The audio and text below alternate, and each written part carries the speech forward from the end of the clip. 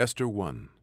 Now it came to pass in the days of Ahasuerus, this is Ahasuerus, which reigned from India even unto Ethiopia, over 127 provinces, that in those days when the king Ahasuerus sat on the throne of his kingdom, which was in Shushan the palace, in the 3rd year of his reign, he made a feast unto all his princes and his servants, the power of Persia and Media, the nobles and princes of the provinces being before him, when he showed the riches of his glorious kingdom and the honor of his excellent majesty many days, even 180 days.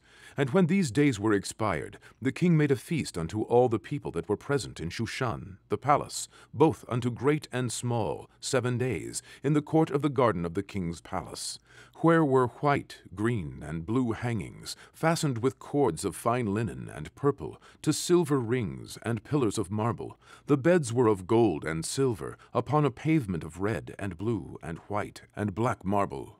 And they gave them drink in the vessels of gold, the vessels being diverse from one another, and royal wine in abundance, according to the state of the king. And the drinking was according to the law.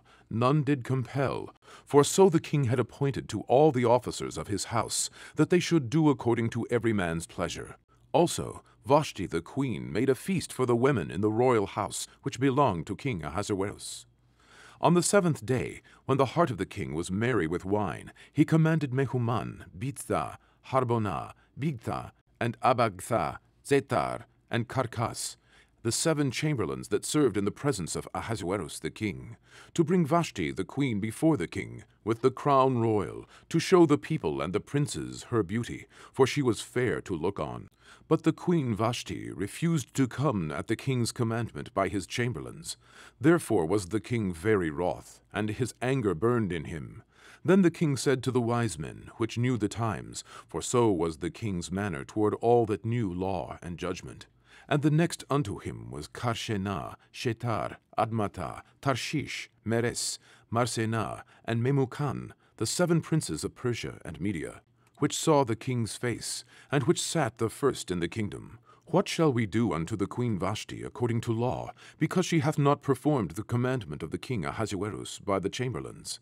And Memucan answered before the king and the princes, Vashti the queen hath not done wrong to the king only, but also to all the princes, and to all the people that are in all the provinces of the king Ahasuerus.